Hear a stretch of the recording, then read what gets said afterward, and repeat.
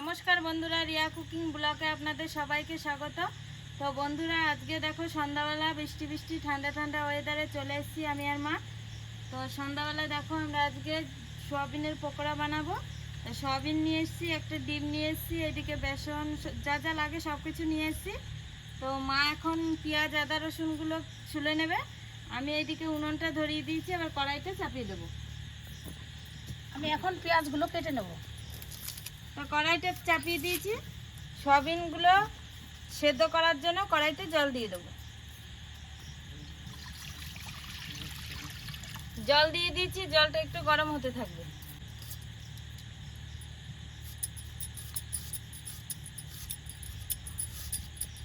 বৃষ্টির মধ্যে সবাই বাড়িতে থাকলে বেশ কিছু একটা সন্ধ্যাবেলা পকোড়া যে কোনো একটা রেসিপি করে বানালে আর কি ভালো লাগে খেতে, বলো?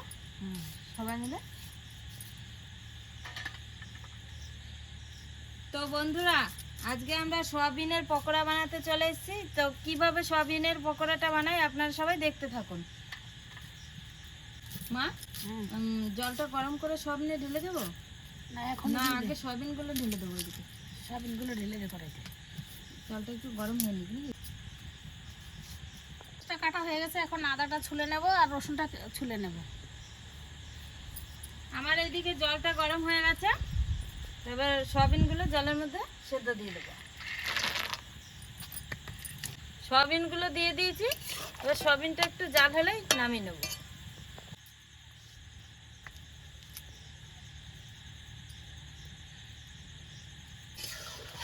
সোয়াবিনটা সেদ্ধ হয়ে গেছে, এবার সোয়াবিনটা নামিয়ে নেব।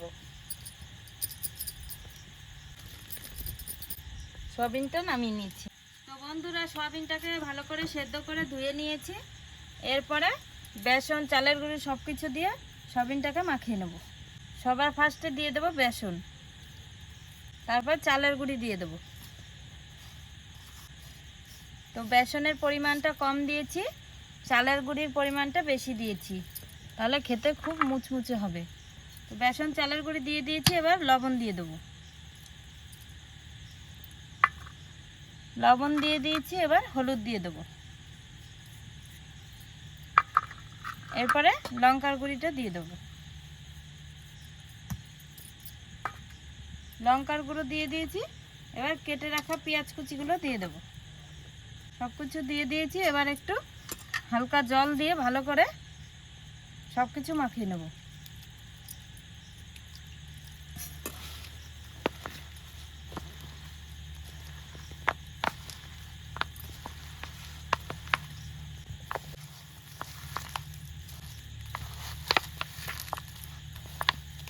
আদা রসুন ছোলা হয়ে গেছে, এখন আদা রসুনগুলো বেটে নেব। মা, আগে তো একটু পেঁয়াজ দিয়ে সয়াবিনটাকে মাখিয়ে নিলাম বেসন দিয়ে, ওটা একটু পরে দেবো নাকি?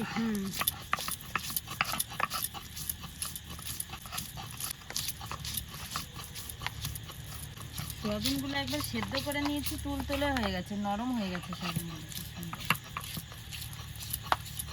যত ভালো করে মাখানো হবে তত সুন্দর হবে পকোড়াগুলো।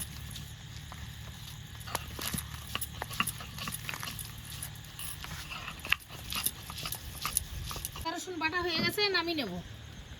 নামিয়ে নিলাম। তো সয়াবিনটাকে পেঁয়াজ দিয়ে ভালো করে সব কিছু দিয়ে মাখিয়ে নিয়েছি। তো এর মধ্যে একটা গোটা ডিম ফাটিয়ে দিয়ে দেবো।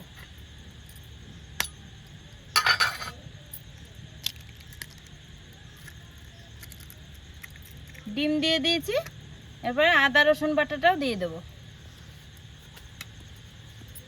এবার ভালো করে মাখিয়ে নেব। পকোড়া বানানোর জন্য বেসন দিয়ে সয়াবিনটাকে ভালো করে মাখিয়ে নিয়েছি। ওইদিকে আমার কড়াইটা গরম হয়ে গেছে, পকোড়াগুলো ভাজার জন্য কড়াইতে তেল দিয়ে দেবো। কড়াইতে সাদা তেল দিয়ে দিয়েছি। সাদা তেল দিয়ে পকোড়া ভাজলে পকোড়াটা খেতে স্বাদ হয়। তো তেলটা দিয়ে দিয়েছি, তেলটা এখন গরম হতে থাকবে। এদিকে কড়াইতে তেলটা গরম হয়ে গেছে, তো একটা একটা করে তেলের মধ্যে পকোড়াগুলো ছেড়ে দেবো।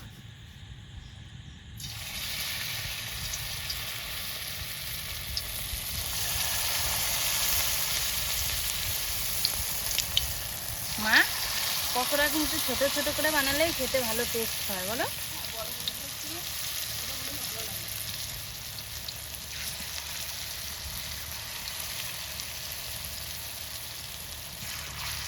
পকোড়া বানিয়েছিলাম না, বেশ ছোট ছোট হয়েছিল, খেতে কি সুন্দর হয়েছিল, মুচমুচে।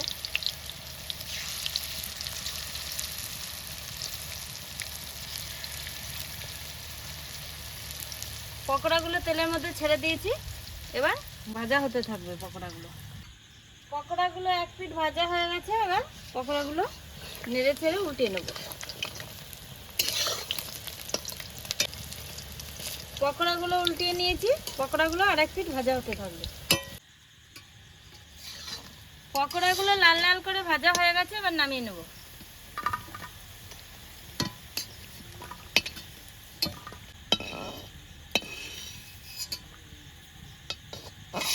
পকোড়াগুলো নামিয়ে নিয়েছি, এবার বাকি পকোড়াগুলো এভাবে ভেজে নেব।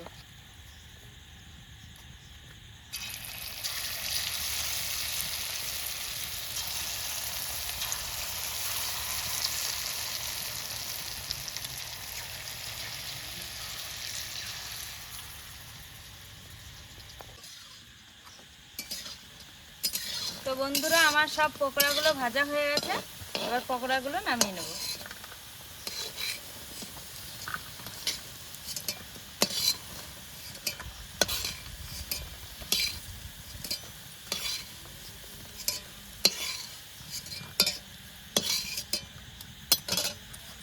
সব পকোড়াগুলো ভেজে নামিয়ে নিয়েছি। তো বন্ধুরা, মা আর আমি মিলে সোয়াবিনের পকোড়াগুলো ভেজে নিয়েছি। তো বাবাও চলে এসছে, তো মা, বাবা আর আমি মিলে সোয়াবিনের পকোড়াগুলো গরম গরম খেয়ে নেব। বাবা নাও, মা।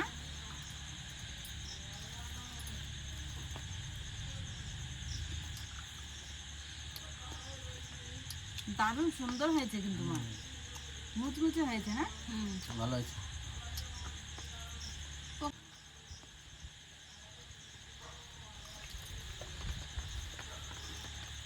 আর ইয়ার পকোড়াটা একদম ভালো সুন্দর হয়েছে তো। ভালো লাগছে বাবা? দারুণ হয়েছে। সোয়াবিনের পকোড়া আজ প্রথম খেলাম, খেতে খুব ভালো লাগছে। তো বন্ধুরা, আজকে সোয়াবিনের পকোড়াটা এত সুন্দর হয়েছে, তো চিকেন পকোড়াকে হার মানিয়ে দিচ্ছে। তো আপনারাও বাড়িতে একদিন সোয়াবিনের পকোড়া এভাবে বানিয়ে খেয়ে দেখুন, খুব ভালো লাগবে। সোয়াবিনের পকোড়াটা এত খেতে টেস্ট হয়েছে না, ওই জন্য থালাটা আমরা তিনজনা খালি করে দিলাম। হ্যালো বন্ধুরা, আজকে সোয়াবিনের পকোড়ার ভিডিওটি আপনাদের কেমন লাগলো? আজকে সোয়াবিনের পকোড়ার ভিডিওটি আপনাদের ভালো লেগে থাকলে লাইক, কমেন্ট, শেয়ার করে আমাদের পাশে থাকবেন। আজকের মতো ভিডিওটি এখানেই শেষ।